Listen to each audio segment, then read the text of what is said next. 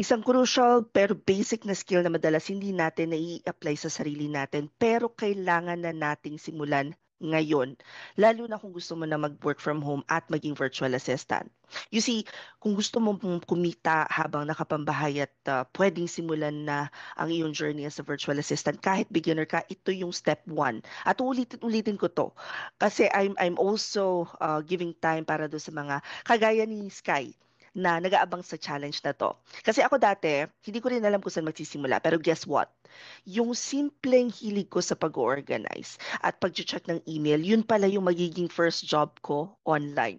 Ito yung pinakang simple pero relatable at core skill na dapat meron ka bilang VA.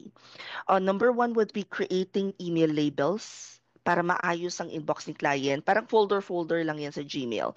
Mas organized, mas productive si client. Ikaw din, ang galing tingnan pagka malinis ang inbox ni client. Zero inbox. Tinatanggal mo na yung email clutter. Kumbaga, linis bahay, linis inbox din. Mabilis kasi mahanap ng client yung mga important emails nila. And si client happy at stress-free. Ganon ka din bilang VA nila. Also, you need to learn how to answer emails professionally. So, gamit ang basic English, kaya mong sumagot ng emails ng magalang at maayos. Pinapakita mo na reliable ka kahit remote ka lang. Just say that this is your email. Number one rule natin is linisin mo yung email mo. You organize it in such a way na may mga labels para sa lahat ng bagay na importante sa'yo at i-delete mo naman lahat ng hindi importante. Now, how are you going to organize that? For example, ang gusto ko yung email ng Lazada, automatic na pupunta na diretso dito sa label. So what I'm going to do, click ko itong dito sa taas, itong tatlong dot. Pagkatapos, i-click ko filter messages like this.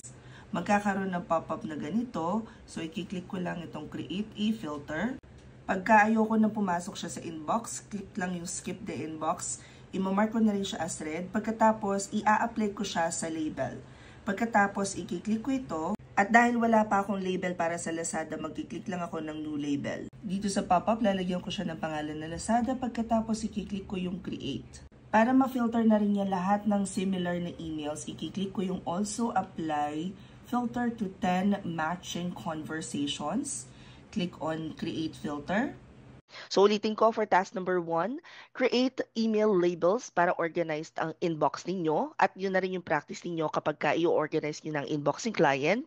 The goal is zero inbox by end of the day and learning how to answer emails professionally, simpleng English, maayos, magalang. Pakita mo reliable ka kahit remote lang. Basta may laptop, internet at willingness to learn, pwede ka na magsimula. As usual, document your